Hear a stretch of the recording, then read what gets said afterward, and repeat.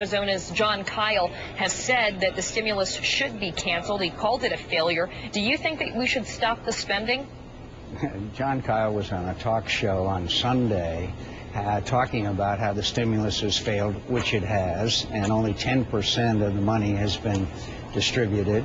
And the predictions of the administration were that it would be 8% unemployment. We're now at 9.5, headed for 10. So in an arrogant use of power, the president's chief of staff, Mr. Rahm Emanuel, told 4 cabinet secretaries to send a letter to our governor and ask her if she wanted the money or not. Now, our governor is right in the middle of a fiscal crisis and doesn't need that kind of harassment. So the point is that the money is being spent, the money has been allocated, and it is a failure. And that's what John Kyle was talking about. And what Rahm Emanuel did was just an arrogant use of power. That's all. Well, what you're referring to is letters that went out to the governor of Arizona. One of them came from Transportation Secretary Roy LaHood, Republican, who wrote that if you prefer to forfeit the money we are making available to your state, as Senator Kyle suggests, please let me know. But politics aside, do you think that Arizona should say... Astonishing that they are making available. My state of Arizona is a donor state. We send more money to Washington than it sends back. So Secretary of Transportation is making available to Arizona our own money.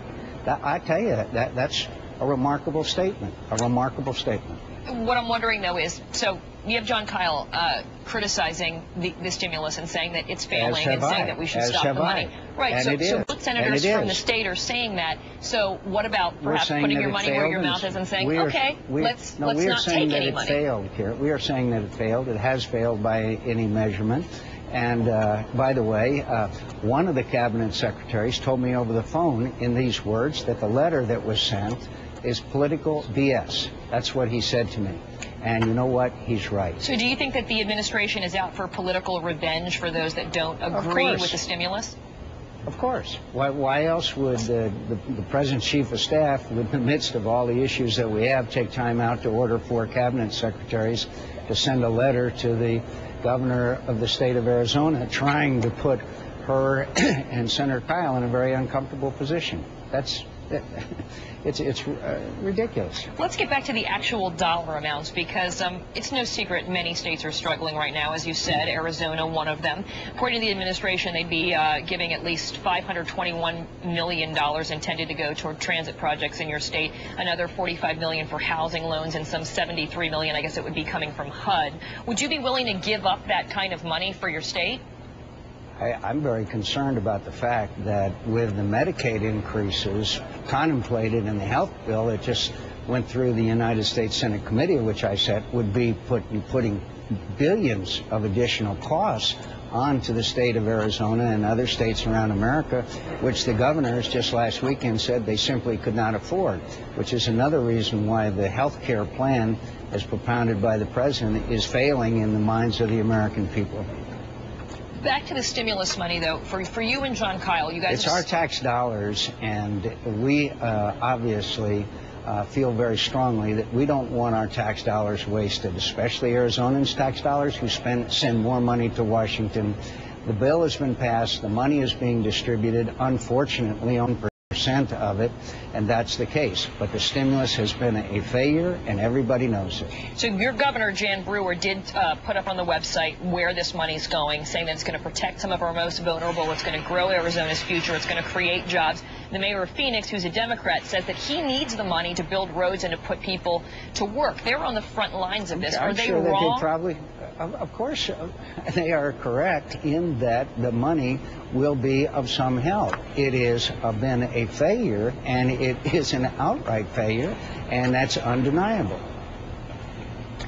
I want to ask you one other quick question.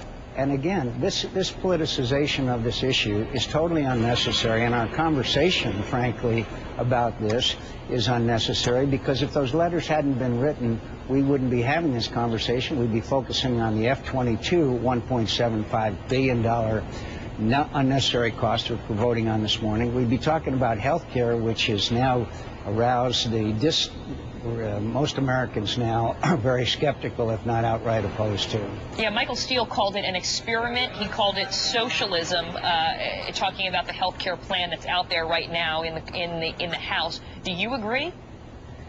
Look, I have my own opinions on most issues, and I'll be glad to give you my opinions, and I appreciate the opportunity to do so. This costs too much, taxes too much, and spends too much.